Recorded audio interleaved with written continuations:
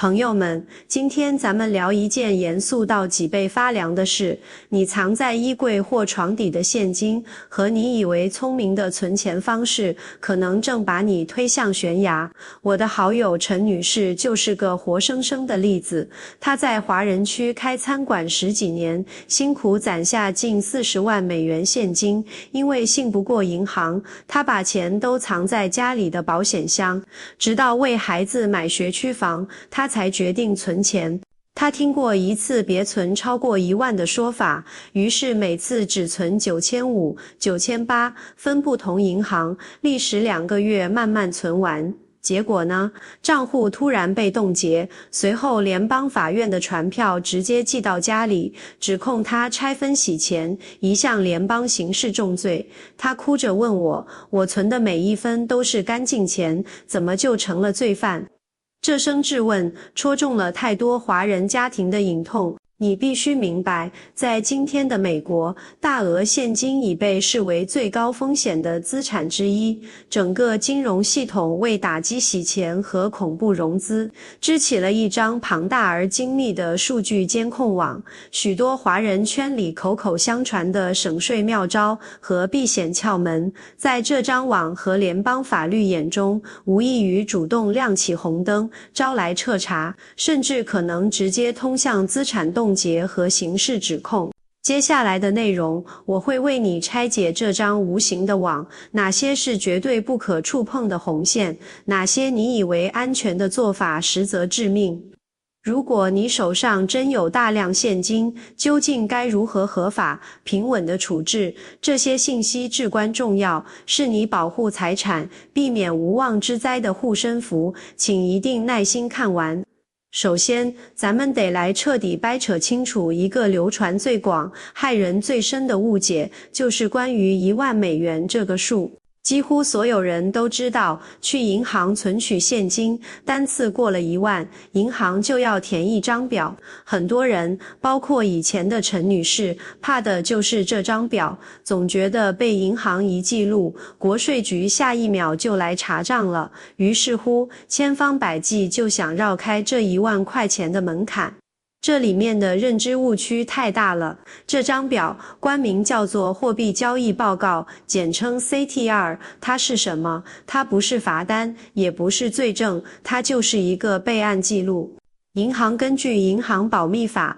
必须把这个交易记下来上报，就这么简单。美国政府搞这个规定，根本目的不是为了查你的小税，是为了抓洗黑钱的，抓毒贩，抓恐怖分子的资金链。所以，重点来了，只要你这个钱的来路是堂堂正正的，该交的税都交了，比如是你卖了自己旧车的钱，是你爸妈从国内合法汇给你的赠与，哪怕你一次扛着20万现金去银行存，柜员让你填 CTR， 你大大方方填了，写明是卖车所得或者家庭赠与，这事儿就合法合规的完结了，你安全得很。但问题就出在我们华人同胞的心魔上，要么是总觉得多一事不如少一事，怕麻烦，要么是潜意识里觉得这钱是不是有点说不清，或者干脆就是有一部分现金收入没报税，心里发虚，一虚就想走偏门。这就引出了今天我要讲的第一个，也是最致命的一个死穴，拆分交易，英文叫 structuring。 请你务必把这个词刻在脑子里，这是国税局和金融执法部门最热爱也最容易抓的违法行为，几乎一抓一个准。什么叫 structuring？ 法律定义很简单，你为了故意绕过那个1万美元的 CTR 申报门槛，把本该一次完成的大额现金交易拆成好几笔小额的去操作。我给您说个最典型的场景，您手头有28000美元现金要存，最安全、最正确的做法是一次拿去银行填表存钱回家。但如果您这么干，今天去这家分行存9000，明天跑去另一家存9500，后天让您配偶再去存9500，后天让您配偶再去存9500，或者您这周存5000，下周存5000，连着存好几个礼拜。您的心理活动是，瞧我多机灵，每次都不超过1万，不用填表，神不知鬼不觉。我告诉您，您这不是机灵，您这是在给自己量身定做一项联邦重罪。法律不管你这笔钱本身干不干净，哪怕这真是您打3份工，1块钱1块钱攒起来的血汗钱，只要您产生了规避申报的意图并付诸行动，这个拆分行为本身就已经触犯了联邦法律。这个罪的后果有多可怕？它可不是罚点款就能了事的。根据联邦法律，单纯 structuring 这一项罪名，最高就能判你5年监禁。而且，但凡你这么做了，你存进去的那些钱，不管来源多么清白，政府都有权启动民事没收程序，直接把它划走。最后很可能人财两空，钱没了，还可能要去坐牢。您可能会抱有一丝侥幸，银行每天流水那么多，我存个9800，柜员哪记得住？这就是我要给您捅破的第2个窗户纸。银行里那些对你微笑的柜员，他们另一个身份是经过严格反洗钱培训的金融哨兵，他们的电脑系统更是一个全天候运转的智能警报器。现在美国各大银行用的反洗钱监控系统早就不是靠人脑记忆了，全是大数据和人工智能算法。这个系统设定的警报阈值很多时候根本就不是公开的1万美元，比如对于某些新开账户或者交易模式突然改变的账户，系统可能设定单日或短期内累计存入超过3000、5000美元，就会自动触发内部预警。又或者他发现你总是存非常整齐的数额，比如每次都是4000、8000、9500，然后很快又取现或转账，这种规律性行为在系统看来异常扎眼。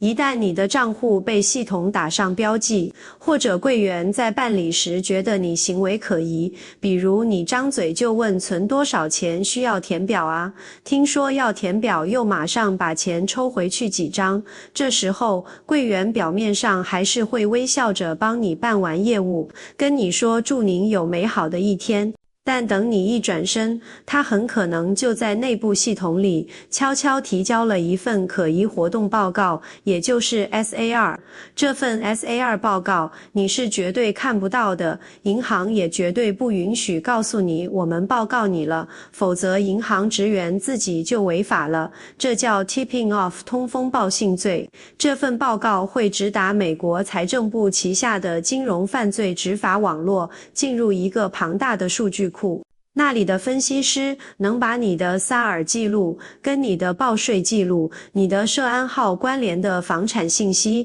甚至你的出入境记录进行交叉比对。如果他们发现你过去3年报税表上写的年收入只有3万美元，但你的账户却在半年内频繁存入总计15万美元的现金，你觉得接下来会发生什么？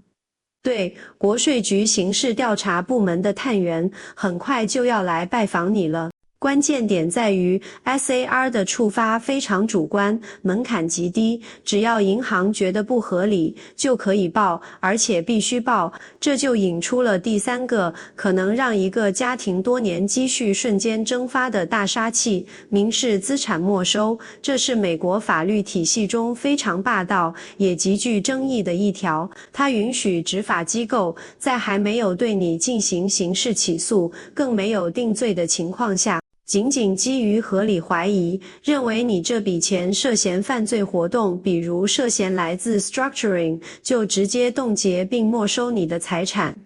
噩梦从这里开始，在刑事程序里，原则是疑罪从无，政府得拿出证据证明你有罪。但在民事没收程序里，游戏规则完全颠倒过来了，变成你需要自己花钱请律师去法院举证，证明你这笔钱是干干净净的。你要找出几年甚至10几年前的收据、合同、赠与证明，过程又漫长又烧钱，律师费可能比被没收的钱还高，所以很多普通人根本耗不起，只能忍痛放弃，眼睁睁看着血汗钱被政府拿走。陈女士遭遇的就是这个程序的开始，而她绝不是个例。说到这，你可能已经手心冒汗了。那我们华人平时到底在哪些地方最容易一不小心就踩进这些雷区呢？我总结了3个最高危的场景，你听听看是不是身边就有。第一个高危场景就是海外汇款的蚂蚁搬家，很多新移民买房，因为国内有外汇管制，就发动亲戚朋友，每人换5万美元的额度汇到美国同一个账户。在美国银行看来，一个账户短时间内从多个不同、看似不相关的人那里收到来自海外的多笔汇款，然后很快又集中转走用于买房，这模式太像在构造交易和清洗资金了。虽然这不一定是现金 structuring， 但极大概率会触发 SAR， 导致账户被彻底关闭。一旦被大银行以反洗钱理由关户，你的名字就会进入银行间共享的黑名单，以后想再开个普通支票账户都难如登天。第二个高危场景是那些现金收入为主的行业，餐馆、装修、美甲沙龙、按摩店，这些都是我们华人经营的常见行业。很多老板为了省税，收了大把现金不报，要么堆在家里，要么就像我前面说的，化整为零往银行存。这是把2颗雷绑在一起踩的。一，你隐瞒收入，这是逃税；第二，你拆分存款，这是 structuring。国税局不是傻子，他们对这些行业有专门的审计模型。通过你的店面位置、租金、水电瓦斯用量、员工数量，能推算出你大致的营业收入范围。如果你申报的收入低得离谱，而你的个人账户却时不时有几千上万的现金存入，你不被查谁被查？一查就是一个准，数罪并罚。第3个高危场景是私下换汇。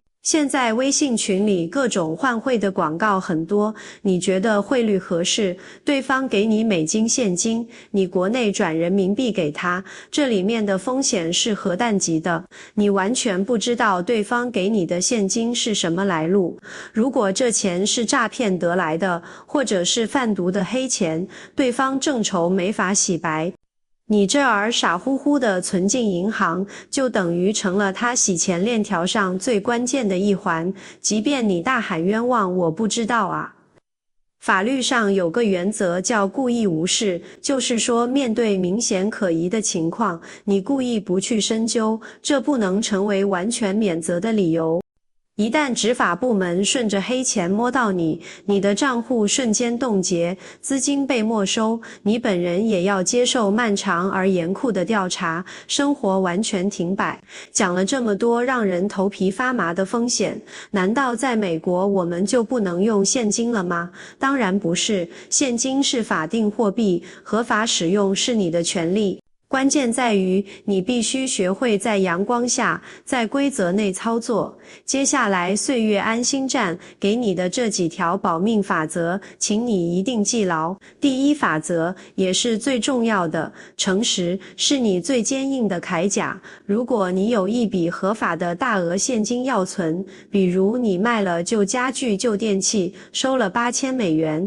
朋友感谢你给了一笔现金帮助，最安全的做法是一次性拿到银行柜台，直接跟柜员说需要办理存款。如果柜员询问资金来源超过一定数额，他们通常会询问，可以如实回答，是个人物品出售所得，或是朋友赠与。如果需要填写相关表格，就配合填写。这样做，这笔交易在系统里就有合理解释，只要这笔钱本身申报过或属于免税赠与，就不会有问题。记住，按规定填表备案是正常流程，不需要回避。第二条原则，任何大额资金流动必须保留完整的凭证，口头说明往往不足为凭，书面文件才是关键。比如，如果是卖房，保留结算表；卖车，保留签名的车辆所有权证书和买卖单据。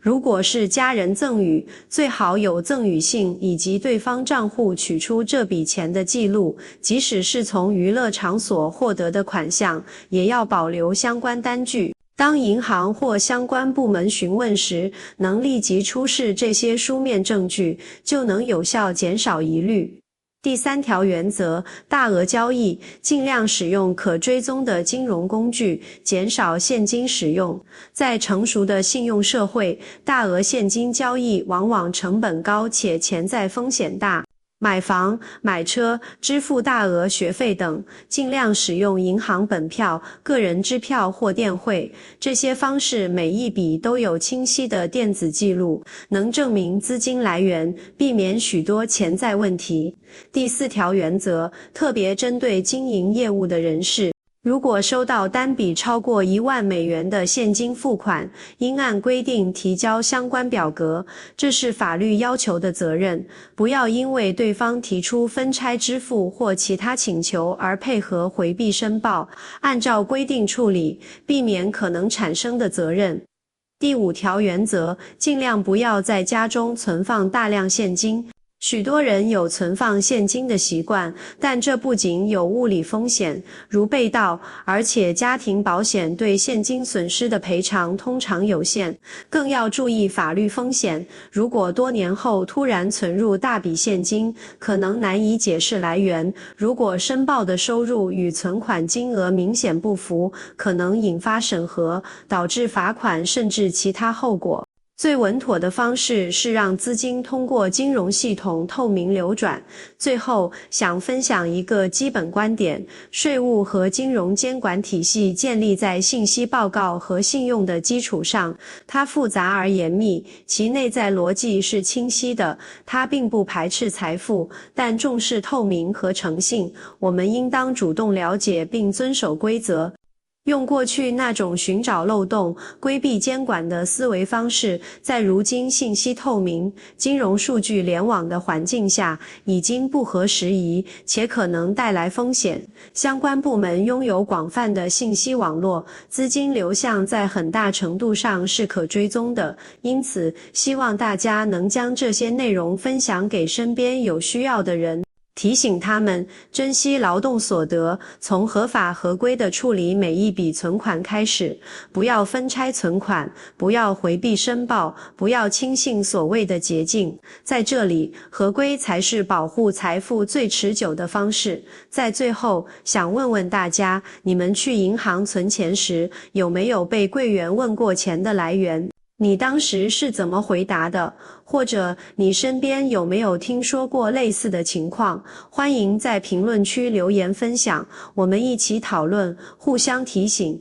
让财富管理更稳妥、更安心。